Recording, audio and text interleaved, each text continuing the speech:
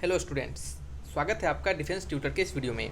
आज की इस वीडियो में हम बात करेंगे कोस्ट गार्ड नाविक GD 01 2022 बैच के लिए फिजिक्स के ऑफिशियल सैम्पल पेपर डिस्कशन को। यह फिजिक्स के सैम्पल पेपर डिस्कशंस का लेक्चर 2 होगा। ये फिजिक्स के लेक्चर 2 है। फिजिक्स के लिए रिगार्डिंग जो एक और लेक्चर है अपने उसको हमने पहले से दे दिया है, तो जिन्होंने उन लेक्चर्स को नहीं देखा है तो आप प्लेलिस्ट से जाकर उसे जरूर देख लीजिएगा। तो आपको बता दें कि यह जो लेक्चर है ये आपके ऑफिशियल मॉक टेस्ट के हैं। तो ऑफिशियल मॉक टेस्ट कैसे देखना है, कैसे खुद से करना है, इसको कैसे अटेम्प्ट करना है, उसके लिए रिगार्डिंग हमने एक वीडियोस आपको दिया है, तो उसे आपको जरूर जाकर देखिएगा। और इसके उसी मॉक टेस्ट के जो सॉल्यूशन है उसको हम यहाँ पे आपको प्रोवाइड करवा रहे हैं। तो बढ़ते हैं अपने इस वीडियो लेक्चर्स की ओर। वीडियो के PDF को डाउनलोड करने के लिए डिस्क्रिप्शन बॉक्स में लिंक दिए जाएंगे, उस लिंक पर क्लिक करके PDF को डाउनलोड कर सकते हैं, या फिर सिंपली आप टेलीग्राम चैनल को ज्वाइन कर लीजिए जिसके लिंक डिस्क्रिप्शन बॉक्स में दिए गए हैं। आप उस टेलीग्राम चैनल पे आपको डायरेक्टली PDF के लिंक प्रोवाइड करवा दिए जाएंगे, और आपको उस टेलीग्राम चैनल पे लेटेस्ट जो न्यूज़ होते हैं वो भी आपको आते रहते हैं, तो उसको आप जरूर ज्वाइन कीजिएगा। तो चलिए बढ़ते हैं अपने इस वीडियो लेक्चर्स में। तो पहला क्वेश्चन आप यहाँ पे देख सकते हैं, यहाँ पे क्या लिखा जा रहा है। तो यहाँ पे आप देख सकते हैं क्वेश्चन नंबर 97 को। ये आपका जो क्वेश्चन होगा वो कितना होगा, 11 नंबर होगा। कौन सा नंबर, 11 नंबर क्वेश्चन होगा। ठीक है, 10 क्वेश्चन का डिस्कशन हमने पहले भी कर दिए हैं, तो इसमें हम आपको फिर से 10 क्वेश्चन को डिस्कशन करेंगे। नेक्स्ट फिर आने वाले वीडियो लेक्चर्स में बचे हुए 5 क्वेश्चन का डिस्कशन कंप्लीट करके आपका फिजिक्स का जो सैम्पल पेपर होगा वो आपका कंप्लीट हो जाएगा। ठीक है, हालांकि आपको सैम्पल पेपर के पूरे वीडियोज़ के जो सोल्यूशन है यानी टोटल 25 क्वेश्चन एक ही वीडियोज़ में हमने आपको दिए हुए हैं, जिसका की लिंक आपको वीडियोज़ में मिल जाएंगे। जो भी प्रीवियस ईयर के बैचेज हैं उस प्रीवियस ईयर के बैचेज में आपको फिजिक्स के लेक्चर में जाइएगा, आपको पूरे जो एक शायद कंप्लीट वीडियो सॉल्यूशन है वो वहाँ पे प्रोवाइड करवा दिया गया है। आपको बता दें कि आपके GD के लिए मॉक टेस्ट डिजाइन किया गया है, जिसके लिंक आपको डिस्क्रिप्शन बॉक्स में दिए गए हैं। उस लिंक पर क्लिक करके आप फ्री ऑनलाइन टेस्ट को दे सकते हैं, तो उसे जाकर जरूर दीजिएगा ताकि आपके GD की प्रिपरेशन अच्छे हो जाए। तो यहाँ पे हम बढ़ते हैं क्वेश्चन नंबर 1 की ओर। क्वेश्चन नंबर 1 के रिगार्डिंग क्या लिखा गया है कि an engine has an efficiency of 1/6। एक इंजन है जिसका कि एफिशिएंसी, जिसे कि हम एफिशिएंसी को ईटा से डिनोट करते हैं, तो उस इंजन का एफिशिएंसी कितना है, 1/6 दिया जा रहा है। ठीक है, एक इंजन है जिसका एफिशिएंसी 1/6 दिया जा रहा है। When the temperature of sink is reduced by 62 degree Celsius its efficiency is double temperature of the source. अगर उसके टेम्परेचर को क्या करते हैं, उसके सिंक के टेम्परेचर को क्या करते हैं, अगर हम 62 डिग्री सेल्सियस से रिड्यूस कर देते हैं, घटा देते हैं, तो उसका एफिशिएंसी जो होता है वो क्या होता है, डबल हो जाता है। तो कहा जा रहा है आपसे कि सोर्स का टेम्परेचर क्या होगा। ठीक है, तो आपने पढ़ा होगा एफिशिएंसी के रिगार्डिंग जो फॉर्मूला होता है, ईटा इज इक्वल टू क्या होता है, 1 minus T sink upon T source. यहाँ पे T sink upon T source आपने ये फॉर्मूला होगा ईटा का आपने पढ़ा होगा। ठीक है, थर्मोडायनामिक्स में कि efficiency equal to 1 minus T sink upon T source. ठीक है, देखिए नीचे वाला क्वांटिटी जो होता है क्या होता है, आपका सोर्स होता है, और सोर्स का जो टेम्परेचर होगा वो हमेशा ज़्यादा होगा। तो याद रखिएगा जब भी इसको लीजिएगा तो इस फॉर्मूला को यूज करने में बहुत सारे बच्चों को कन्फ्यूजन होता है।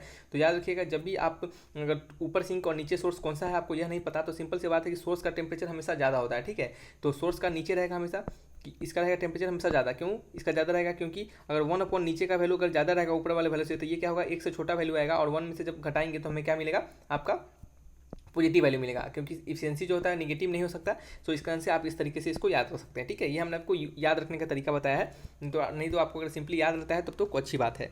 ईटा का वैल्यू है आपका 1 minus T sink upon T source. ठीक है, तो क्वेश्चन के अनुसार कहा जा रहा है कि जो इफिशियंसी है वो 1/6 है। ठीक है, तो 1/6 माइनस टी सिंक अपॉन क्या करते हैं, टी सोर्स लिखते हैं।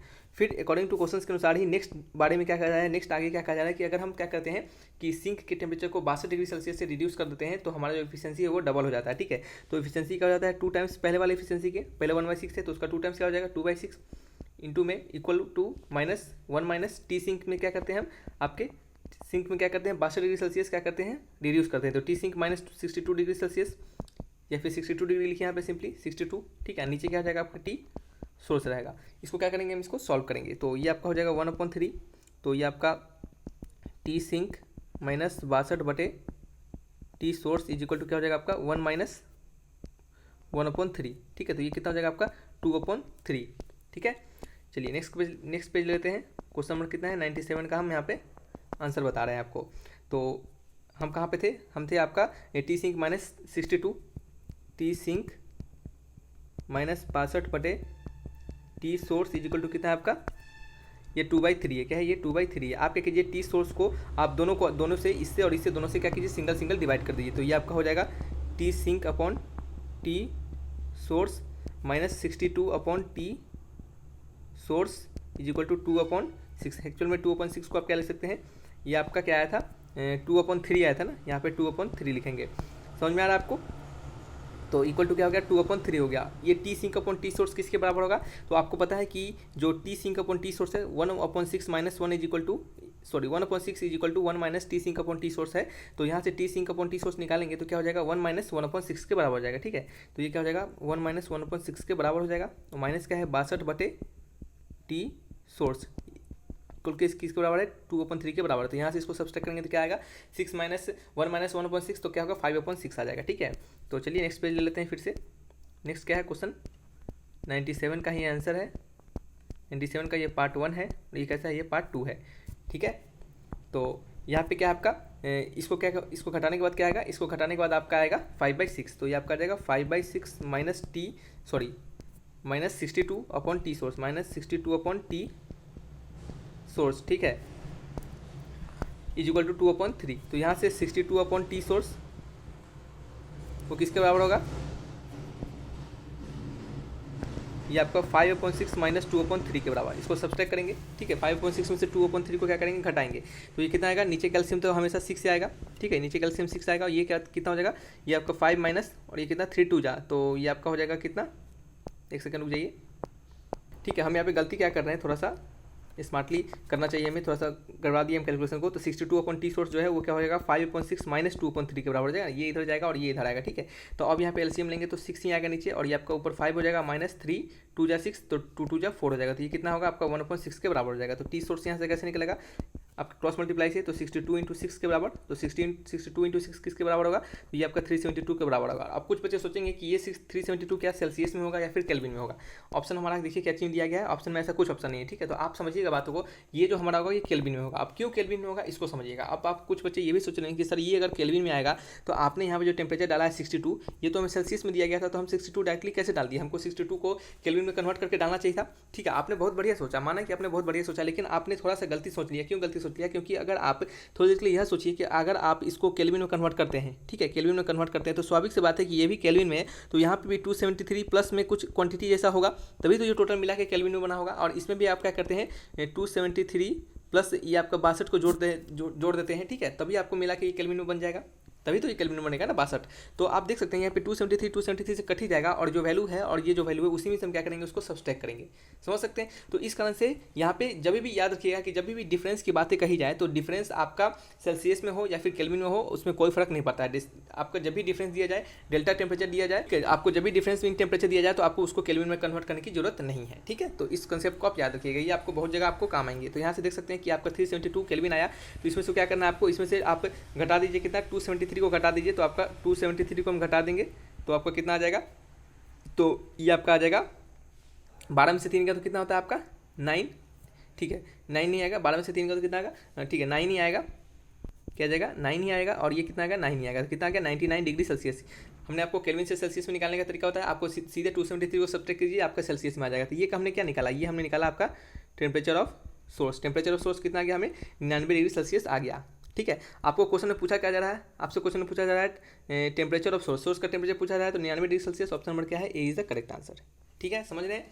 चलिए नेक्स्ट क्वेश्चन की ओर बढ़ते हैं। क्वेश्चन नंबर क्या है हमारा, क्वेश्चन नंबर है 98। ठीक है, अब देखिए कुछ बच्चे को लगेगा सर ये क्वेश्चन तो बहुत बड़ा है, बिल्कुल ये बड़ा नहीं है। आप देख सकते हैं यहाँ पे सिंपली कैलकुलेशन करना है और कैलकुलेशन आप जितना फास्ट बनाइएगा वो आपको उतना वहाँ पे हेल्प करेगा। ठीक है, देखिए यहाँ पे सिंपल एक फॉर्मूला का यूज किया गया है, दूसरा ज़्यादा कुछ नहीं यूज किया गया है। ठीक है, चलिए नेक्स्ट क्वेश्चन की ओर बढ़ते हैं। क्वेश्चन नंबर क्या है हमारा 98 नंबर क्वेश्चन में क्या लिखा गया है कि one of the two clock of on the earth is controlled by pendulum and other by spring.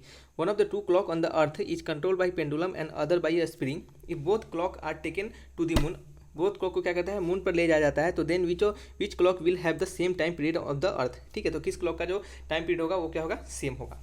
ठीक है, फिर से क्वेश्चन को पढ़िएगा। क्वेश्चन में कहा जा रहा है कि दो क्लॉक है हमारे पास। ठीक है, दो क्लॉक हमारे अर्थ पे है। ठीक है, दो क्लॉक हमारे अर्थ पे है और एक क्लॉक जो है वो पेंडुलम क्लॉक का है और दूसरा क्लॉक जो है वो स्प्रिंग क्लॉक है। ठीक है, एक जो है वो पेंडुलम से डिपेंड करता है, पेंडुलम क्लॉक होता है और दूसरा क्या होता है स्प्रिंग क्लॉक है। ठीक है, और दोनों हम क्लॉक को क्या करते हैं मून पे ले जाते हैं। ठीक है, तो आपको कहा जा रहा है कि अगर दोनों को जब हम मून पे ले जाएंगे तो then which clock will have the same time period on the earth, then तो किस क्लॉक का जो टाइम पीरियड होगा वो सेम अर्थ के टाइम पीरियड के बराबर होगा।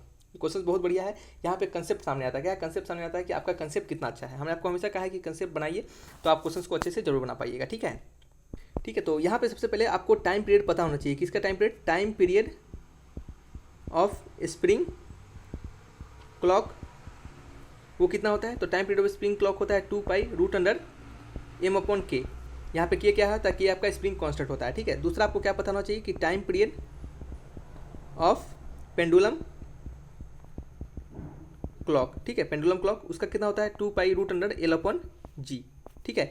तो यहाँ पे आपको दो पता है आपको कि दोनों का टाइम पीरियड क्या होता है। तो आप देख सकते हैं यहाँ पे कि जैसे हम क्लॉक को क्या करेंगे मून पे ले जाएंगे, तो जैसे ही क्लॉक को मून पे ले जाएंगे तो एक आपका एक्सेलरेशन ड्यू टू ग्रेविटी में आपको कुछ ये जो एक्सेलरेशन क्या हो जाएगा ये जुड़ जाएगा, ठीक है। ये आप उसको कुछ एक्सेलरेशन से लेके जाइएगा, आप ऊपर कुछ तो एक्सेलरेशन से लेके जाइएगा ना, तो यहाँ पे आप देख सकते हैं कि एक्सेलरेशन जो होगा कुछ ए क्या होगा इसमें जुड़ जाएगा, इसमें क्या हो जाएगा ए में कुछ जुड़ जाएगा। तो पहले वाला जो वैल्यू होगा, ठीक है, एक सेकेंड रुक जाइए, ठीक है। देखिए अब कुछ ए से इसमें क्वांटिटी जुड़ चुका है, यानी कहने का मतलब कि पहले जो हमारा टाइम पीरियड था वो क्या था 2 pi root under L upon G था, लेकिन अब जो हमारा टाइम पीरियड है वो क्या है 2 pi root under L upon G plus A, यानी समथिंग कुछ क्वांटिटी से क्या हो रहा है जुड़ जा रहा है। यानी अब देखिए यहाँ पे आपको यह नहीं जानना है कि घट रहा है बढ़ रहा है, वो उसको हमें अभी मतलब नहीं है, ठीक है। घट रहा है बढ़ रहा है अगर ऐसा पूछा जाता तो वो बात की बात थी, लेकिन यहाँ पे घट रहा है बढ़ रहा है ये नहीं पूछा जा रहा है, सिंपली पूछा जा रहा है कि किसका टाइम पीरियड क्या होगा मून पे ले जाने के बाद भी सेम टाइम पीरियड होगा अर्थ के। तो आप देख सकते हैं कि ये जो आपका स्प्रिंग क्लॉक है, स्प्रिंग क्लॉक में देख सकते हैं कि एक्सेलरेशन ड्यू टू ग्रेविटी जो है, ठीक है, उस पर ये डिपेंड नहीं करा, यानी इस पर कोई चेंजिंग नहीं होगा। अगर आप मून पे जाते हैं तो मास ही रहेगा और आपका स्प्रिंग कांस्टेंट ही रहेगा, ठीक है। ये कांस्टेंट है तो हर जगह सेम ही रहेगा। तो यहाँ पे कोई आपके एक्सेलरेशन ड्यू टू ग्रेविटी का इस प्रकार का कोई योगदान है नहीं ऐसा। सो आप कह सकते हैं कि क्या कह सकते हैं, सो आप कह सकते हैं कि जो स्प्रिंग क्लॉक होगा उसको अगर हम मून पे भी ले जाते हैं तो हमारा क्या होगा, हमारा जो टाइम पीरियड होगा वो क्या होगा सेम ही रहेगा, ठीक है। तो आंसर क्या होगा आपका स्प्रिंग क्लॉक, ऑप्शन नंबर क्या है ए इज द करेक्ट आंसर, ठीक है। तो समझ में आ गया, आंसर क्या हो गया आपका ए हो गया। अब आपसे यह पूछा जाता है कि अब बताइए कि पेंडुलम क्लॉक का जो टाइम पीरियड होगा, हो सकता है मे बी क्वेश्चन ये भी पूछ दिया जाए कि पेंडुलम क्लॉक का टाइम पीरियड डिक्रीज होगा फिर इंक्रीज होगा। तो आप देख सकते हैं कि नीचे क्वांटिटी क्या हो रहा है उसमें समथिंग कुछ क्वांटिटी का प्लस हो रहा है। तो नीचे क्वांटिटी अगर बढ़ जाता है, नीचे क्वांटिटी अगर क्या होता है बढ़ जाता है तो उसका होल क्वांटिटी क्या होता है, आपका होल क्वांटिटी क्या होता है कम हो जाता है। यानी कहने का मतलब है कि आपका जो टाइम पीरियड क्या होगा वो आपका घट जाएगा, क्या हो जाएगा घट जाएगा। समझ में आ गया। बढ़ते हैं नेक्स्ट क्वेश्चन नंबर 99 की ओर, ठीक है। 99 नंबर क्वेश्चन में क्या कहा जा रहा है, ये कितना नंबर क्वेश्चन है हमारा, चलिए इसको देख लेते हैं। ये 1 था, ये 11 नंबर क्वेश्चन था, ये कितना आपका, ये आपका 12 नंबर क्वेश्चन है आपका, और ये कितना आपका 13 नंबर क्वेश्चन है। तो इसमें क्या कहा जा रहा है पढ़िएगा कि एन ऑब्जर्वर इज मूविंग, ठीक है, an observer is moving towards stationary source. एक ऑब्जर्वर है जो कि किसी स्टेशनरी सोर्स की तरफ मूव कर रहा है with the frequency of 250 hertz with the velocity of 40 metre per second. If the velocity of sound is 330 metre per second the apparent frequency hear by the observer will be, ठीक है। तो questions को पढ़िएगा फिर से एक बार। यहाँ पे लिखा जाए कि एक ऑब्जर्वर है जो कि क्या हो रहा है कि मूव कर रहा है कहाँ पे, टुवर्ड्स स्टेशनरी सोर्स, यानी एक रुके हुए सोर्स की तरफ मूव कर रहा है। और कितने फ्रीक्वेंसी से मूव कर रहा है, तो 250 हर्ज की फ्रीक्वेंसी से वो मूव कर रहा है, ठीक है। तो कहा जा रहा है कि विद द वेलोसिटी ऑफ, और कितने वेलोसिटी से 40 मीटर पर सेकंड की वेलोसिटी से क्या कर रहा है वो मूव कर रहा है। If velocity of sound is 330, अगर साउंड का वेलोसिटी कितना है 330 मीटर पर सेकंड दिया जा रहा है, तो आपसे कहा जा रहा है कि apparent frequency hear by the observer, जो ऑब्जर्वर होगा उसके द्वारा एपरेंट फ्रीक्वेंसी कितना देखा जाएगा, ठीक है। तो आपने फ्रीक्वेंसी के रिगार्डिंग अपने डॉपलर्स इफेक्ट में पढ़ा होगा कि एफ डैश जो होता है फ्रीक्वेंसी जो एफ डैश जो होता है वो किसके बराबर होता है, वो होता है आपका एफ इंटू, ठीक है, एफ इंटू क्या होता है, एफ इंटू वी ऑफ ए, यानी आप कह सकते हैं वेलोसिटी ऑफ आपका, ये आपका साउंड, ठीक है, वी ऑफ एस लिख सकते हैं, velocity of sound plus velocity of observer upon velocity of sound minus velocity of observer. ये क्या होता है आपका फॉर्मूला होता है, एपरेंट फ्रीक्वेंसी का फॉर्मूला होता है। आपसे यहाँ पे एपरेंट फ्रीक्वेंसी पूछा जा रहा है कि कितना एपरेंट फ्रीक्वेंसी जो ऑब्जर्वर के द्वारा हियर होगा। अब देखिएगा क्वेश्चन को समझिएगा कि जब ऑब्जर्वर जो होगा वो कोई स्टेशनरी प्लेट की तरफ मूव करेगा, स्टेशनरी सोर्स की तरफ मूव करेगा, ठीक है। एक सोर्स है जो कि एक जगह स्थिर रखा हुआ है, ठीक, उसकी तरफ मूव कर रहा है कितने वेलोसिटी से, वी इक्वल टू आपके 40 मीटर पर सेकंड की वेलोसिटी से मूव कर रहा है, ठीक है, 40 मीटर पर सेकंड की वेलोसिटी से मूव कर रहा है। और आपका स्पीड का साउंड कितना है 330 मीटर पर सेकंड है। तो आपको एपरेंट फ्रीक्वेंसी पूछ रहा है। तो अब स्वाभाविक सी बात है कि जब उसको नॉर्मल अगर मान लेते हैं ऑब्जर्वर यहाँ है, आपका सोर्स यहाँ है, ऑब्जर्वर यहाँ है। अगर सोर्स यहाँ पे कुछ अगर मान लीजिए ड्रम बज रहा है, ठीक है, थोड़ी देर के मान लेते हैं ड्रम बज रहा है, तो जो इस ड्रम का जो फ्रीक्वेंसी ऑब्जर्वर को आएगा वो क्या होगा आपका कांस्टेंट रहेगा। कब कांस्टेंट रहेगा, जब दोनों का वेलोसिटी क्या रहेगा, जीरो रहेगा, दोनों एक जगह स्थिर है। लेकिन जैसे ही ऑब्जर्वर अगर इसके तरफ जाने लगे या फिर इसके पीछे जाने लगे, ठीक है, डॉपलर्स इफेक्ट में आपने ये पढ़ा होगा, जब ऑब्जर्वर इसके तरफ जाने लगे या फिर इसके पीछे जाने लगे तो दोनों कंडीशन में क्या होगा आपको कुछ डिफरेंट फ्रीक्वेंसी सुनाई देगा, और उसी को क्या कहेंगे हम यहाँ पे एपरेंट फ्रीक्वेंसी कहेंगे, ठीक है। यानी जो हमारे पहले वाला फ्रीक्वेंसी है उससे कुछ अलग, ठीक है। तो उसी अलग फ्रीक्वेंसी को निकालने के लिए जो डॉपलर ने थे वो क्या किया था, उन्होंने अपना, हालांकि यहाँ पे प्लस माइनस लगाता है फॉर्मूला में, प्लस माइनस क्यों लगाता है, क्योंकि सोर्स क्या होता है कभी दूर भी जा सकता है कभी नज़दीक भी जा सकता है, ठीक है। तो ये आपका साउंड है ना, तो यहाँ पे थोड़ा सा देख रहे हैं कन्फ्यूजन हो जा रहा है, वेलोसिटी ऑफ साउंड है, तो यहाँ पे हम एस को क्या करते हैं हटा देते हैं थोड़ी देर के लिए, साउंड को हम ए सी नोट करते हैं, वेलोसिटी ऑफ साउंड को हमने ए सी नोट कर दिया। वी एज इक्वल टू कितना है 330 मीटर पर सेकंड, क्योंकि सोर्स और ऑब्जर्वर में आपके सोर्स और वी एस के यानी साउंड के वेलोसिटी में आप कन्फ्यूजन हो जाएगा, इस कारण से हमने वी ए को लिख दिया यहाँ पे, ठीक है। तो वी ए क्या है आपका वेलोसिटी ऑफ साउंड है, इसको आप याद रखिएगा। तो यहाँ पे आपका देख सकते हैं कि क्या होता है, उस कारण से आपका जो साउंड होगा आपको अलग फ्रीक्वेंसी का सुनाई देगा, ठीक है। अगर आपका ऑब्जर्वर और सोर्स दोनों मूव करता है तभी आपको अलग सुनाई देगा, कोई एक भी मूव करता है तब भी आपको अलग सुनाई देगा, ठीक है। तो इस क्वेश्चन के अकॉर्डिंग क्या लिखा जा रहा है कि आपका ऑब्जर्वर जो है वो कहाँ पे स्टेशनरी सोर्स की तरफ मूव कर रहा है, सोर्स की तरफ मूव कर रहा है, ठीक है। तो सोर्स की तरफ ऐसे मूव कर रहा है, ठीक है। तो कह सकते हैं कि जो वेलोसिटी ऑफ साउंड है, ठीक है, वेलोसिटी ऑफ साउंड है वो कितना है आपका 330 मीटर पर सेकंड है। और वेलोसिटी ऑफ ऑब्जर्वर कितना है, वेलोसिटी ऑफ ऑब्जर्वर दिया गया है 40 मीटर पर सेकंड है, 40 मीटर पर सेकंड है। और क्या दिया गया हमें, और कुछ नहीं दिया गया। और कहा जा रहा है स्टेशनरी सोर्स है, तो यानी वी एस का वैल्यू क्या है, 0 है। सोर्स स्टेशनरी है, स्टेशनरी का मतलब उसका वेलोसिटी 0 है। तो इसको क्या करेंगे, सबसे पहले उड़ा देंगे, यानी खत्म हो गया, ठीक है। अब हमारा फॉर्मूला क्या हो गया, शॉर्ट हो गया। फॉर्मूला में क्या चेंजिंग आया, फॉर्मूला चेंजिंग आया कि वेलोसिटी ऑफ सोर्स हट गया, ये आपका एफ हो गया, और ये वी ए है प्लस वी नॉट है अपॉन क्या है आपका वी ए है। ये एफ क्या है, ये इनिशियल फ्रीक्वेंसी है, क्या है, ये इनिशियल फ्रीक्वेंसी है जो कि आपको दिया गया है, कितना दिया गया आपको 250 यहाँ पे दिया गया है, ठीक है। बस इस फॉर्मूला को यहाँ पे जैसे जैसे जो भी दिया गया उसको पुट करेंगे, आंसर हमारा आ जाएगा। तो क्वेश्चन नंबर कितना है, 99 का आंसर के बारे में बात कर रहे हैं यहाँ पे। तो हमारा क्वेश्चन में दिया हुआ है एफ का वैल्यू 250, तो एफ डैश कैसे निकलेगा 250, ये आपका वेलोसिटी ऑफ साउंड कितना है 330 प्लस 40, 330 प्लस 40 बटे में कितना है 330, ठीक है। तो इसको कैलकुलेट करेंगे तो 250 गुने आपका 300 कितना है 70 बटे 330, ठीक है। तो इसको क्या कीजिएगा, आप इसको कैलकुलेट कीजिएगा। आप कैलकुलेट करने के बाद आपको जो फ्रीक्वेंसी आएगा वो कितना आएगा 280 हर्ट्ज आएगा। ये आप कैलकुलेट कर लीजिएगा, यहाँ पे हम आपको कैलकुलेट करके नहीं बताएंगे क्योंकि कैलकुलेशन यहाँ पे आपको नहीं सिखा रहा है, हमने आपको कंसेप्ट सिखा रहा है, ठीक है। तो यहाँ पे क्या है, एवरेज का वैल्यू कितना आ रहा है आपका, जो एफरेंट फ्रीक्वेंसी है वो कितना आ रहा है आपका 280 हर्ट्ज आ रहा है। समझ गया आपने, ड्रॉपलेट इफेक्ट को आपने समझा। ड्रॉपलेट इफेक्ट्स का ये फॉर्मूला होता है, इस फॉर्मूला से आपका ये जो क्वेश्चन है, ऐसे क्वेश्चन बहुत सारे बन सकते हैं, बहुत अलग अलग क्वेश्चन बन सकते हैं। जब आपके ऑब्जर्वर भी मूव कर रहे हो, सोर्स भी मूव कर रहा हो, जब आपका ऑब्जर्वर यहाँ पे क्या है मूव कर रहा है, सोर्स मूव नहीं कर रहा है, तो हो सकता है कभी ऑब्जर्वर फिक्स है और सोर्स मूव करवा देगा, तो कुछ भी मूव करवाएगा आपको फॉर्मूला यही लगाना है, ठीक है। फॉर्मूला आपको यही लगाना है, समझ रहे हैं। चलिए नेक्स्ट क्वेश्चन की ओर बढ़ते हैं। क्वेश्चन नंबर क्या है हमारा 9, क्वेश्चन क्या है आपका 100, क्या है 100 नंबर क्वेश्चन है, ठीक है। अब 100 नंबर क्वेश्चन में क्या कहा जा रहा है, इसको देखिए, बताइए 100 नंबर क्वेश्चन में क्या कहा जा रहा है, बताइए। और एक और बात आपको बता दें कि यहाँ पे जो आपका ये जो आपका हमने फॉर्मूला बताया है, आप यहाँ पे भी प्लस माइनस लिख सकते हैं, क्योंकि ऑब्जर्वर जो है वो भी आपके डायरेक्शन के अलॉन्ग, यानी आपके जो सोर्स के अलॉन्ग, या फिर आप कह सकते हैं कि साउंड के वेलोसिटी के अलॉन्ग भी जा सकता है, या फिर आपके अपोजिट भी जा सकता है, ठीक है। तो यहाँ पे आप प्लस माइनस का अकॉर्डिंग टू फॉर्मूला, अकॉर्डिंग जैसा क्वेश्चन में कहा जाएगा उसके अनुसार आपको यूज करना होता है, ठीक है। चलिए नेक्स्ट क्वेश्चन की ओर क्या है हमारा, नेक्स्ट क्वेश्चन आपका क्वेश्चन नंबर 100 नंबर क्वेश्चन में क्या जा रहा है उसको देखिएगा। यहाँ पे लिखा जा रहा है कि a siren placed at a railway platform is immediate sound of frequency 5 hertz, ठीक है। एक सायरन है, क्या है, एक सायरन है जो कि प्लेस किया जा रहा है रेलवे प्लेटफॉर्म पे, emitting a frequency of 5 hertz, जो कि 5 हर्ट्ज किलो हर्ट्ज का फ्रीक्वेंसी प्रोड्यूस कर रहा है। A passenger sitting in a moving train A records a frequency of 5.5 kilo hertz while train approaches the siren, ठीक है। During the return journey in a different train B he records a frequency of 6 kilo hertz while approaching the same siren, ठीक है। तो कहा जा रहा है कि the ratio of velocity of train B to that of train A, यानी velocity of train B का आपका और आपको वेलोसिटी ऑफ ट्रेन ए का, दोनों का वेलोसिटी का रेशियो आपको बताना है।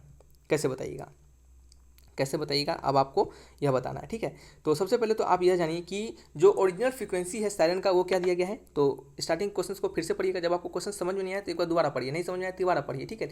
पढ़ते रहिए जब तक आपको समझ में नहीं आए। तो यहाँ पे आपका a siren placed at railway platform emitting a sound of frequency 5 kilo hertz, यानी आपका जो ओरिजिनल साउंड है, ओरिजिनल फ्रीक्वेंसी है सायरन का वो कितना है आपका 5 किलो हर्ट्ज है। तो हम मान लेते हैं कि एफ नोट क्या है आपका उस सायरन का ओरिजिनल फ्रीक्वेंसी है, तो ये कितना है आपका 5 किलो हर्ट्ज है, ठीक है।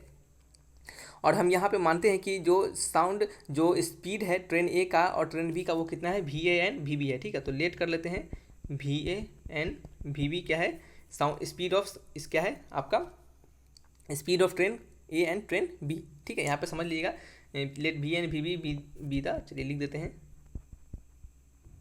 Speed of train A and B, ठीक है। ट्रेन ए और ट्रेन बी का क्या है स्पीड है, ठीक है। तो ड्रॉपलेट इफेक्ट्स के अनुसार यहाँ पे आपको एपरेंट फ्रीक्वेंसी पूछा जा रहा है क्या, दो कंडीशन में, क्या दो कंडीशन पूछा जा रहा है। पहला कंडीशन क्या है कि a passenger sitting in a train in a moving train, एक पैसेंजर एक मूविंग ट्रेन में सीट कर रहा है ए वाले में, ठीक है। यानी एक पैसेंजर जो है वो ए वाले मूविंग ट्रेन में सीट किया हुआ है। Records a frequency of 5.5 kilohertz while the train approaches the siren. जब ट्रेन जो है साइरन की तरफ जाता है, एक पैसेंजर जो है वो ट्रेन ए में बैठा हुआ है और क्या कर रहा है, वो 5.5 किलोहर्ट्ज का फ्रीक्वेंसी ऑब्जर्व कर रहा है। जब कब ऑब्जर्व कर रहा है, जब ट्रेन जो है वो आपके साइरन की तरफ जाता है, ठीक है। ट्रेन कहाँ जाता है, आपका साइरन की तरफ जाता है, तब उस कंडीशन में।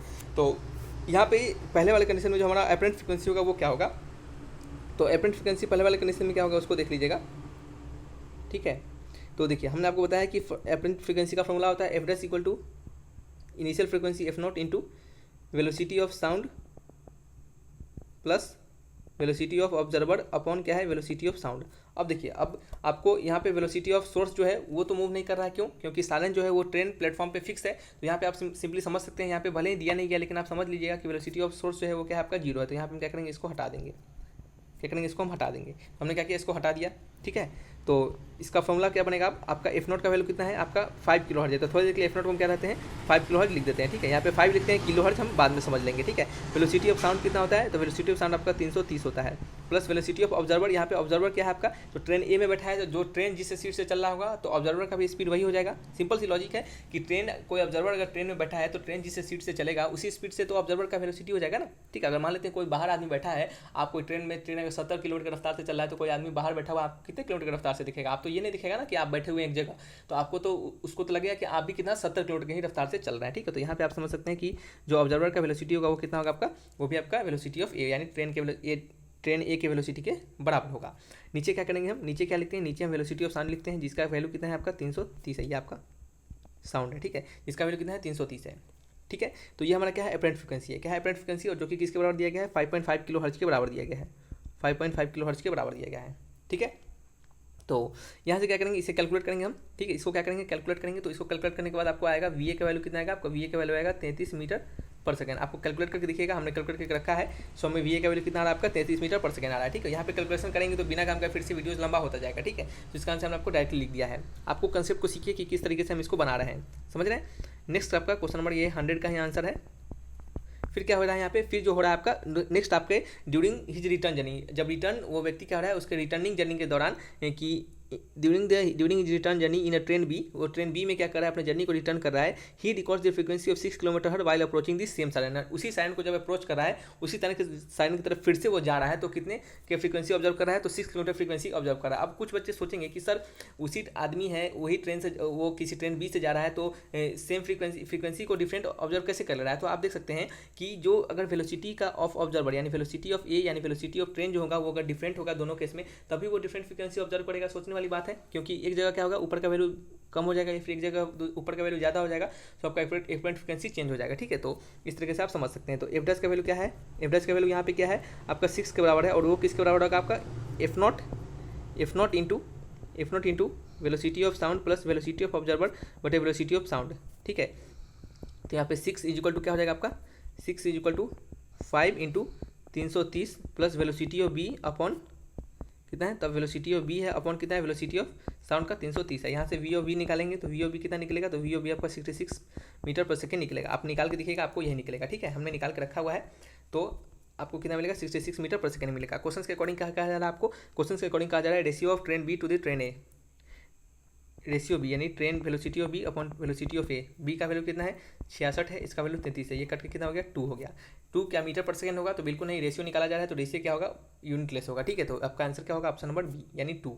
समझ रहे हैं कैसे निकाला हमने, सिंपली आपको एपरेंट फ्रीक्वेंसी का क्वेश्चन लगाना है। और ये डॉपलर इफेक्ट से क्वेश्चन देख सकते हैं, दो क्वेश्चन दिया गया है, तो आपके लिए ये इंपॉर्टेंट है, सो इस पर थोड़ा सा ध्यान दीजिएगा, समझ रहे हैं। डॉपलर इफेक्ट से कहिएगा तो आपको डॉपलर इफेक्ट पे अच्छे से हम क्या करेंगे, आपको लेक्चर्स ही दे देंगे, ताकि क्या हो आपका डॉपलर इफेक्ट से रिलेटेड सारे डाउट्स क्लियर हो जाए, ठीक है। ज़्यादा बच्चे का रिस्पॉन्स रहेगा तभी हम ऐसा दे पाएंगे, 1-2 बच्चे कहेंगे तो हम आपको नहीं दे पाएंगे, क्योंकि और भी बहुत सारे काम रहते हैं, ठीक है। तो इसी को देखकर आपको सीखना पड़ेगा, समझ रहे हैं।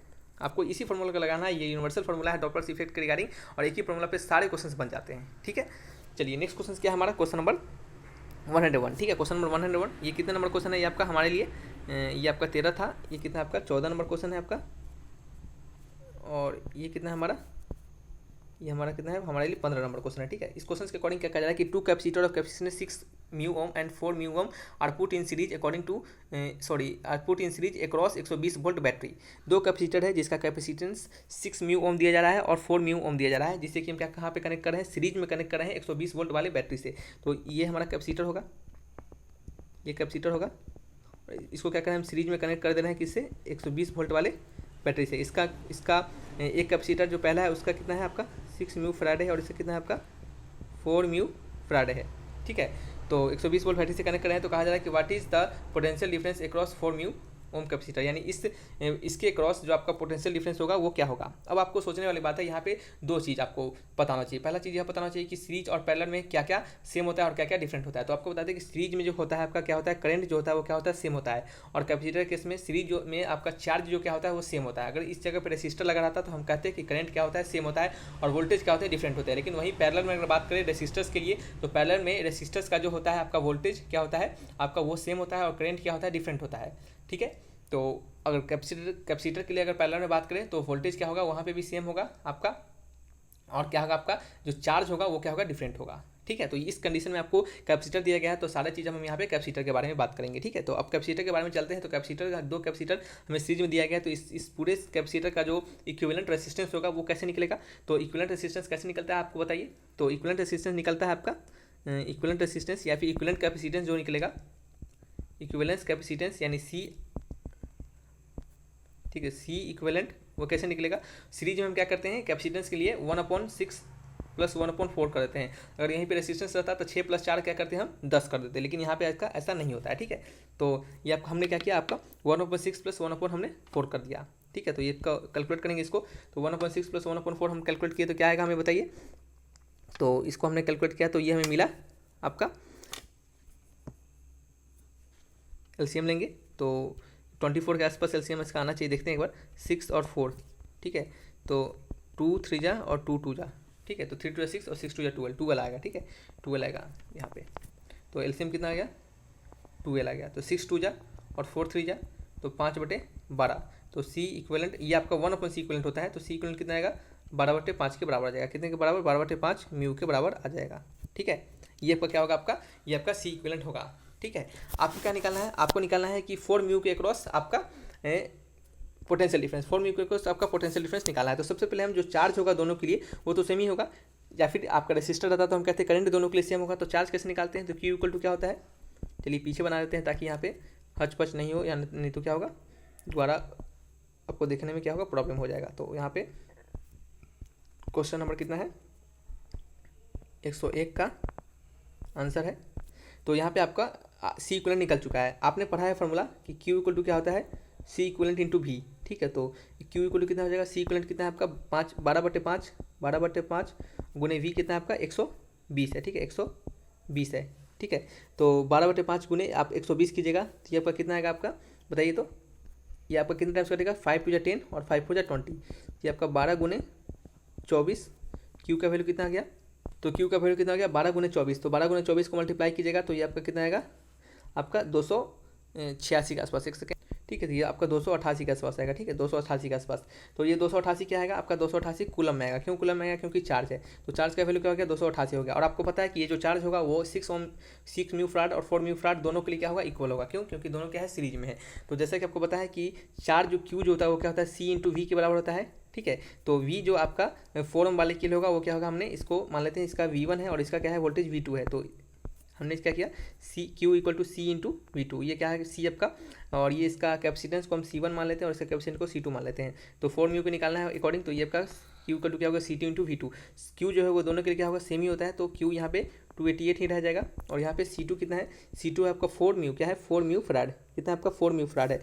तो यहाँ पे हम क्या डालेंगे 4 डाल देंगे, और V2 हमें निकालना है। तो V2 = क्या हो गया आपका 288/4, कितना 288/4, ये कितना 72 टाइम्स कर जाएगा। तो V2 का वैल्यू कितना आ गया 72 वोल्ट, क्या हो गया 72 वोल्ट हो गया। ठीक है, तो आंसर निकालिए क्या होगा, ऑप्शन नंबर क्या है ए इज द करेक्ट आंसर। ठीक है, आंसर क्या होगा आपका ऑप्शन नंबर ए, यानी 72 वोल्ट, यानी जो आपके 4 ओम के 4 म्यू फैराड के अक्रॉस जो आपका वोल्टेज होगा वो कितना होगा आपका 72 वोल्ट होगा। अगर आपसे क्वेश्चन पूछता है 6 म्यू फैराड के अक्रॉस वोल्टेज क्या होता है, तो आप क्या करते हैं Q = C1 × V1 कर देते और वहाँ से V1 का वैल्यू फाइंड कर लेते हैं। ठीक है, क्योंकि Q जो होगा वो दोनों के लिए सेम ही होगा।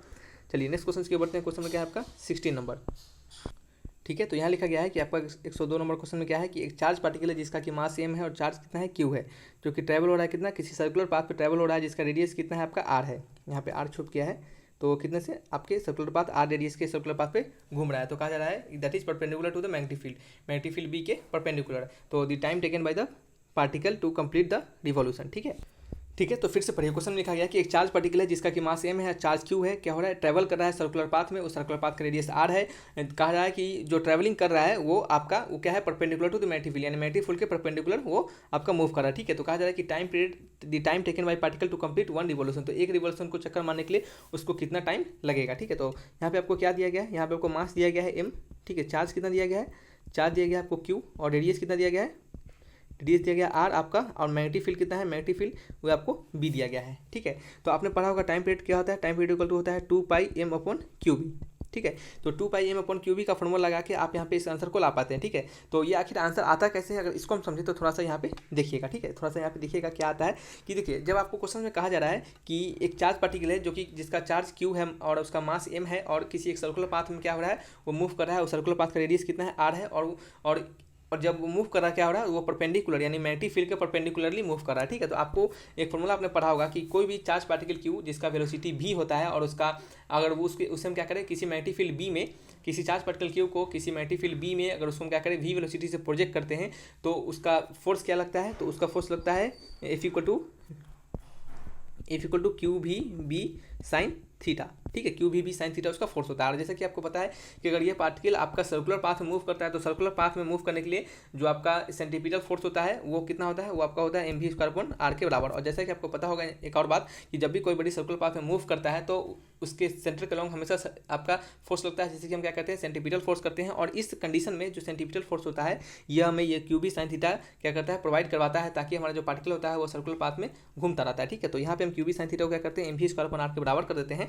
तो जब हम क्यू बी साइन थीटा को mv² के बराबर कर दिए, तो यहाँ से हम क्या करेंगे, अब सॉल्व करेंगे। तो यहाँ पे क्यू भी बी, अब यहाँ पे साइन थीटा, जहाँ थीटा की बात हो रही है तो थीटा क्या होगा, तो थीटा जो होता है वो पार्टिकल का और उसके वेलोसिटी और उसके जो बी यानी उसके जो मैग्नेटिक फील्ड है उसके बीच का एंगल क्या है। तो यहाँ पे कहा जा रहा है सिंपली कि जो पार्टिकल है वो वेलोसिटी की आपके मैग्नेटिक फील्ड के कितना परपेंडिकुलर मूव कर रहा है, ठीक है। तो पार्टिकल का वेलोसिटी और मैग्नेटिक फील्ड क्या होगा, आपस में परपेंडिकुलर होंगे, ठीक है, आपस में क्या होंगे, परपेंडिकुलर होंगे। तो वहाँ पे आप साइन की जगह पे क्या डाल देंगे, हम साइन 90 डाल देंगे, थीटा की जगह पे क्या डाल देंगे, हम साइन 90 डाल देंगे। यहाँ पे क्या होगा, mv² के बराबर होगा, m से आपका m तो है नहीं यहाँ पे, चलिए रहने देते हैं। तो v से आपका v कट जाएगा और कुछ कटेगा, तो ये आपका q into B equal to mv/r हो जाएगा। तो यहाँ से आपको क्या निकालना है, तो यहाँ से हमें निकालना है आपका क्वेश्चन के अकॉर्डिंग टाइम पीरियड, ठीक है। तो क्वेश्चन के अकॉर्डिंग हमें टाइम पीरियड निकालना है। तो पहले तो यहाँ पे हम यहाँ से रेडियस निकालेंगे, तो रेडियस का वैल्यू क्या हो गया, mv/qb, रेडियस का वैल्यू क्या हो गया, mv/qb हो गया। ये किसके रिगार्डिंग, ये आपका क्वेश्चन नंबर 102 के रिगार्डिंग है, ठीक है। क्वेश्चन नंबर 102 का आंसर देखिए, याद रखिए, ये हम आपको डिराइव करना सिखा रहे हैं। सिंपली आपको ये फॉर्मूला आपको याद होना चाहिए, आपको डायरेक्टली एग्जाम में इसी फॉर्मूला को लगा के आपको आंसर आ जाना चाहिए, ठीक है। जैसे यहाँ पे देखिएगा 2πm/qb, ठीक है, 2πm/qb, तो आंसर देखिए 2πm/qb, तो आंसर तो इसका हो गया आपका ऑप्शन नंबर बी, क्या हो गया, आंसर तो इसका हो गया आपका ऑप्शन नंबर बी ही हो गया, ठीक है, समझ रहे हैं। तो आंसर तो इसका आपको सिंपल एक लाइन में आंसर ऑप्शन नंबर 2πm/qb हो गया। तो ये आपको डायरेक्टली याद ही होना चाहिए, क्योंकि ये आपका मेमोरेबल क्वेश्चन है, आपको याद रखना है, आपको डायरेक्टली एग्जामिनेशन में क्वेश्चन दिया जाएगा। लेकिन ये कैसे आया हम आपको वह बता रहे हैं, ठीक है। तो ये r का वैल्यू mv/qb हो गया, ठीक है। तो नेक्स्ट पेज लेंगे हम, नेक्स्ट पेज लेंगे और उसमें क्या बताएंगे आपको, इसका फर्दर डेरिवेशन आपको बताएंगे। तो ये आपका क्या हो गया, 1 पार्ट हो गया। तो क्वेश्चन नंबर 102 का आंसर है आपका ये कितना, दूसरा पार्ट है, ठीक है, कितना ये दूसरा पार्ट है। तो इसको हम कैसे बनाएंगे, देन फिर आपका r का वैल्यू mv/qb निकल गया, r का वैल्यू में क्या पता चल गया, mv/qb हमें पता चल गया, ठीक है। और टाइम पीरियड का वैल्यू क्या होता है, टाइम पीरियड का वैल्यू होता है आपका 2πr/, क्या होता है 2πr/, या फिर आपने पढ़ा होगा टाइम पीरियड का वैल्यू होता है 2π ओमेगा, और ओमेगा का वैल्यू क्या होता है, ओमेगा इक्वल टू होता है v into R, v equal to होता है हमें r omega, v equal to क्या होता है r इंटू ओमेगा। तो यहाँ से ओमेगा का वैल्यू क्या हो गया, v/r हो गया, ठीक है। तो यहाँ से टाइम पीरियड का वैल्यू क्या हो गया, 2πv/r, क्या हो गया 2πv/r हो गया, ठीक है, ठीक है। तो यहाँ पर मैं क्या किया, एक फॉर्मूला को हमने गलती थोड़ा सबको बता दिया है, शायद हमें लग रहा था कुछ मिस्टेक हो रहा है यहाँ पे। टाइम पीरियड का जो वैल्यू होता है वो क्या होता है 2π/ओमेगा होता है, क्या होता है 2π/ओमेगा होता है। हमने क्या कर दिया आपका 2π इंटू ओमेगा कर दिया, 2π/ओमेगा होता है क्यों, और इसका जो होता है 2π इंटू एफ होता है, क्या होता है एफ जो आपका फ्रीक्वेंसी होता है, ठीक है। तो यहाँ पे ओमेगा के टर्म में दे रहे हैं, तो 2π/ओमेगा, तो 2π ओमेगा का वैल्यू क्या है v/r, तो ये क्या हो गया आपका v नीचे आ गया, r आपका ऊपर चला गया, तो यहाँ पे 2π हो गया। r का वैल्यू हमने क्या निकाला है, r का वैल्यू आपका mv/qb, ठीक है।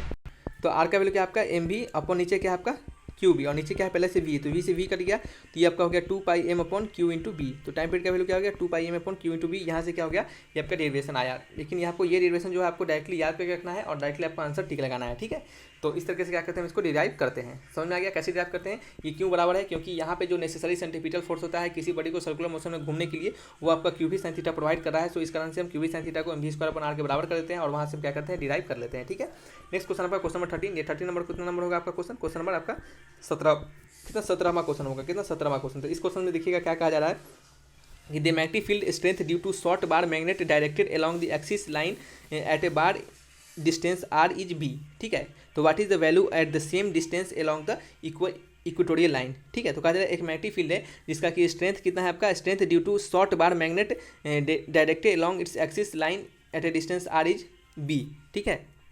ठीक है, तो क्वेश्चन में पढ़िएगा कि एक मैग्नेटिक फील्ड है, मैग्नेटिक फील्ड स्ट्रेंथ इसी शॉर्ट बार मैग्नेट के कारण उसके एक्सियल डायरेक्शन में आर डिस्टेंस पर कितना दिया गया है, बी दिया जा रहा है। एक मैग्नेटिक फील्ड स्ट्रेंथ किसी बार मैग्नेट का उसके एक्सियल डायरेक्शन में आर डिस्टेंस पे जाने के बाद कितना है, बी दिया जा रहा है। तो आपसे कहा जा रहा है कि उसी मैग्नेटिक फील्ड का यानी उसी शॉर्ट बार मैग्नेट का आपको मैग्नेटिक फील्ड बताना है कहाँ पे, इक्वेटोरियल लाइन की तरफ, यानी इक्वेटोरियल डायरेक्शन में आपको बताना है, ठीक है। तो आपको बताना चाहिए कि मैग्नेटिक फील्ड होता है आपके एक्सियल डायरेक्शन में, या फिर कह सकते हैं कि एक्सियल पॉइंट के लॉन्ग और आपका इक्वेटोरियल पॉइंट के लॉन्ग दोनों के लॉन्ग डिफरेंट होता है, ठीक है। तो मैग्नेटिक फील्ड एम बी लिखते हैं मैग्नेटिक फील्ड, ठीक है, कहाँ पे, एक्सियल पॉइंट के लॉन्ग मैग्नेटिक फील्ड क्या होता है, तो वो आप बी इक्वल टू क्या होता है, बी इक्वल टू होता है 2 mu naught upon 4 pi into x Q, ठीक है। और यहाँ पे इस क्वेश्चन के अकॉर्डिंग ये भी आपको बी के बराबर दिया जा रहा है, तो यहाँ पे क्या रहने देंगे, हम बी रहने देंगे, ठीक है। फिर यहाँ पे आपका मैग्नेटिक फील्ड लिखेंगे कहाँ पे,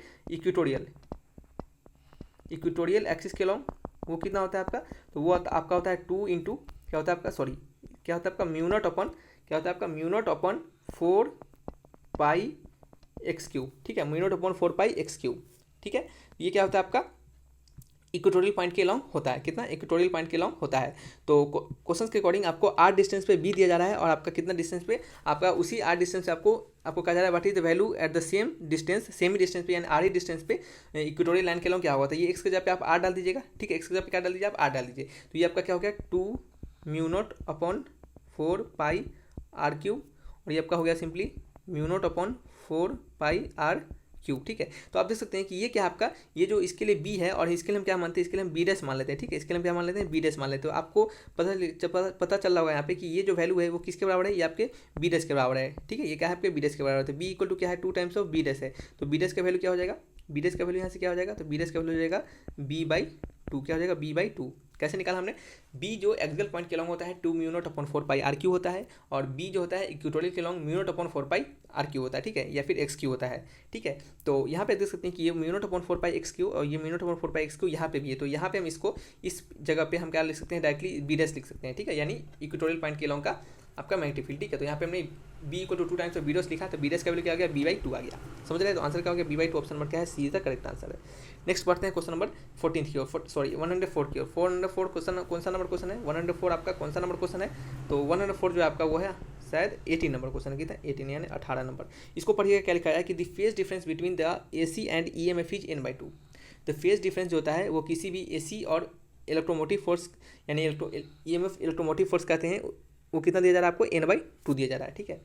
तो कितना है, n/2 है, तो हम लिखते हैं। तो फिर नेक्स्ट पढ़ते हैं कि which of the following can not be the institute of the circuit, can not be constituent of the circuit, ठीक है। तो कौन सा इसमें से सर्किट का इंस्टीट्यूएंट नहीं है, ठीक है।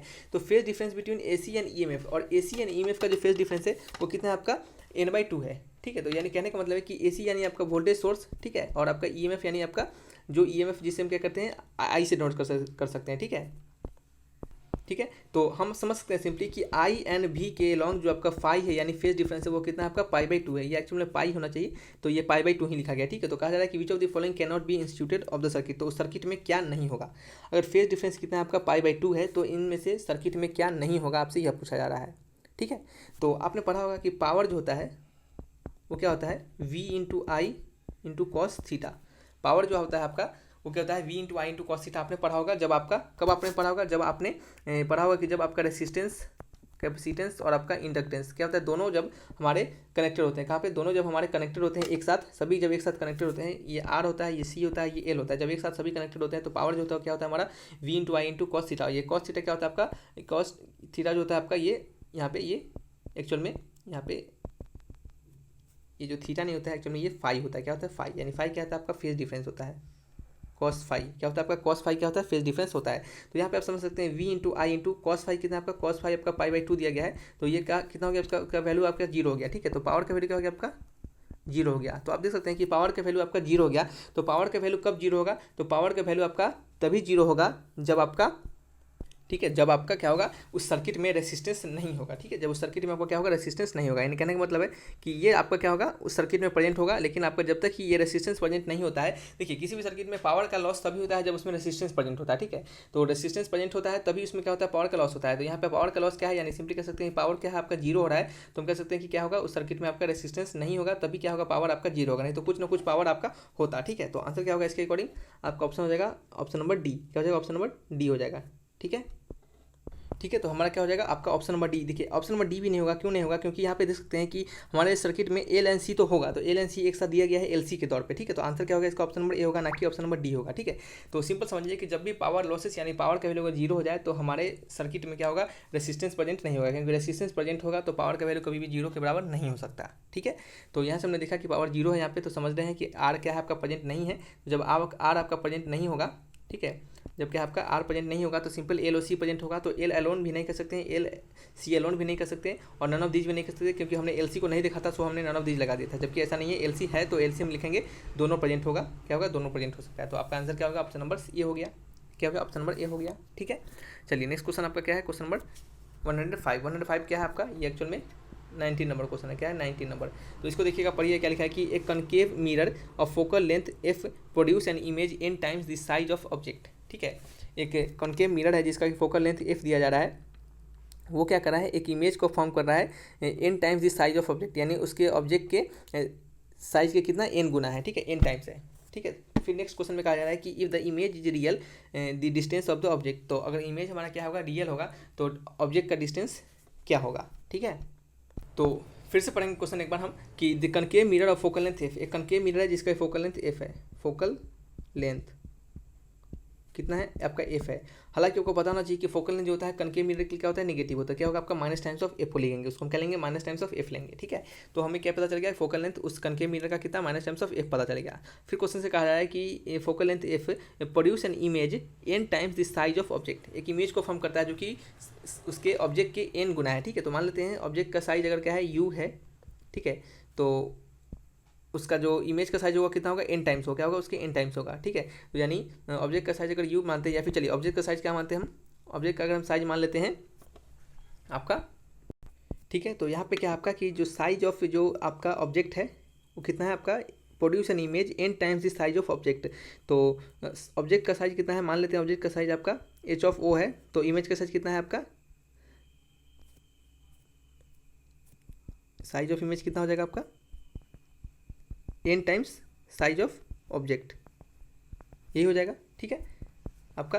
तो यहाँ से आप height of image upon height of object वो किसके आप n के बराबर यहाँ से लिख सकते हैं, ठीक है। आपने मैग्नीफिकेशन फार्मूला पढ़ा होगा, मैग्नीफिकेशन फार्मूला के अकॉर्डिंग क्या होगा आपका जो डिस्टेंस क्या होगा आपका डिस्टेंस ऑफ इमेज होगा v, और अपन क्या होगा डिस्टेंस ऑफ ऑब्जेक्ट जिसे कि हम u से लिखते हैं वो किसके बराबर होता है height of image upon height of object के, ठीक है। और जैसे कि आपको पता है यहाँ पे कि जो हमारा v अपॉन यू है वो कितना आपका है height of image upon height of object की क्या है बराबर है। तो यहाँ से आप height of image upon height of object का वैल्यू क्या लिख सकते हैं आप n के बराबर लिख सकते हैं। तो v इक्वल टू क्या होगा आपका n टाइम्स ऑफ u का वैल्यू क्या आपका u का वैल्यू अगर थोड़ी देर के लिए u को हम क्या लेते हैं थोड़ी देर के लिए d मान लेते हैं, ठीक है। तो u का क्या होगा v का वैल्यू क्या हो गया n टाइम्स ऑफ d, ठीक है। u का वैल्यू को d माना हमने, तो v का वैल्यू क्या n टाइम्स ऑफ d। आपसे पूछा क्या जा रहा है कि image of real if the image of real then the distance object का ही डिस्टेंस पूछा जा रहा है, ठीक है। यानी u का वैल्यू आपको पूछा जा रहा है, ठीक है। तो हम d का वैल्यू निकालेंगे तो वही हमारा क्या होगा u का वैल्यू होगा। अब आपको क्या करना है मिरर फार्मूला का यूज करना है, हमने ऐसा काम किया फिर हम क्या करेंगे मिरर फार्मूला का यूज करेंगे, ठीक है। तो नेक्स्ट पेज लेते हैं, क्वेश्चन नंबर कौन सा है 105 का आंसर है। तो मिरर फार्मूला का यूज करेंगे, तो मिरर फार्मूला के अकॉर्डिंग क्या होगा 1/f is equal to 1/v plus 1/u हो जाता है। तो 1/f को हम माइनस 1/f लिखेंगे क्योंकि हमने फोकल लेंथ अभी तो निकाला है कि वो माइनस में होगा, और 1/v प्लस 1/u के जगह पे क्या लिखेंगे 1/d लिखेंगे, ठीक है। तो यहाँ से आपका 1/f इज इक्वल टू क्या हो गया, 1/v का वैल्यू क्या है, हमने n इंटू डी माना है, प्लस 1/d का 1/d रह जाएगा। यहाँ से हम क्या करेंगे, d के लिए सॉल्व करेंगे, तो यहाँ से आपका सॉल्व कैसे होगा, तो ये आपका माइनस 1/f ही रह जाएगा, और यहाँ से आपका 1/d बाहर आ जाएगा, और ये क्या हो जाएगा 1 प्लस n अपॉन नीचे n हो जाएगा, ठीक है। तो यहाँ से d जब निकालेंगे तो ये आपका क्या होगा, minus times of n plus 1 upon n into में f, ठीक है। ये आपका क्या हो जाएगा, d का वैल्यू हो जाएगा, ठीक है।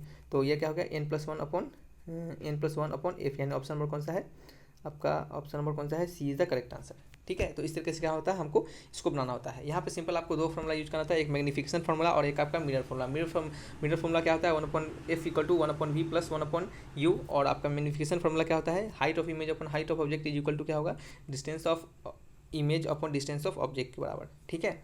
तो यहाँ से आप करके इसको निकाल सकते थे। नेक्स्ट क्वेश्चन आपका क्वेश्चन नंबर 106, ये कितना आपका 20वां क्वेश्चन है, कितना है आपका 20वां क्वेश्चन है, और ये लास्ट क्वेश्चन है इस वीडियो का। तो यहाँ पे लिखा गया है कि the concept of electron spin was introduce by, electron spin का जो कंसेप्ट था वो किनके द्वारा इंट्रोड्यूस किया गया था, ठीक है। तो बताइए आपका इलेक्ट्रॉन, आपका जो इलेक्ट्रॉन कंसेप्ट था, सॉरी इलेक्ट्रॉन स्पिन का जो कंसेप्ट था वो किनके द्वारा इंट्रोड्यूस किया गया था, ठीक है। तो जो कंसेप्ट ऑफ इलेक्ट्रॉन स्पिन है वो आपके क्या है, उलेनबिक एवं गॉड स्मिडिट, क्या है, गॉड स्मिडिट के द्वारा क्या किया था, इंट्रोड्यूस किया गया था। जैसे कि आपको बता दें थोड़ा सा और इनके बारे में कि जो स्पिन का कंसेप्ट था, ठीक है, वो स्पिन का जो कंसेप्ट था वो आपके 1925 में इंट्रोड्यूस किया गया था, किनके द्वारा, बाई रेलेफ नॉर्लिंग, KRONING नॉर्लिंग, और फिर बाद में इसको इंडिपेंडेंटली, ठीक है, इंडिपेंडेंटली INDEPENDENTLY, ठीक है, इंडिपेंडेंटली किनके द्वारा किया गया था, तो आपका George and Helen Beck and किनके द्वारा, सैम्यूल गॉड स्मिडिट के द्वारा बाद में इनको क्या किया था आपको, इंडिपेंडेंटली ये इन दोनों के द्वारा इसको इन्वेंट किया गया था। तो आंसर क्या होगा आपका, ऑप्शन नंबर सी क्या होगा इसके रिगार्डिंग करेक्ट होगा, ठीक है। और जैसा कि आपको पता है कि स्पिन जो होता है वो किसी भी इलेक्ट्रॉन का दो स्पिन होता है, एक आपका क्या होता है, एक आपका ऊपर की तरफ होता है और एक आपका नीचे की तरफ होता है, ठीक है। एक को हम अगर h/2 लिखते हैं तो दूसरे को क्या लिखते हैं, -h/2 लिखते हैं, ठीक है। तो ये क्या आपके आज के 10 इंपॉर्टेंट क्वेश्चन थे जो कि हमने आपको बताया है। हमने कोशिश किया है कि इस क्वेश्चन को धीरे धीरे बताया जाए, इसका आंसर हमने धीरे धीरे भी बताया है, और हालांकि ये वीडियो रात में शूट किया जा रहा है तो इसका आंसर थोड़ा सा हमारा साउंड भी स्लो होगा, ठीक है। तो इसको थोड़ा मैनेज कीजिएगा। तो रखते हैं इस वीडियो का, नेक्स्ट वीडियो में मिलेंगे, तब तक के लिए bye bye, thanks for watching my video.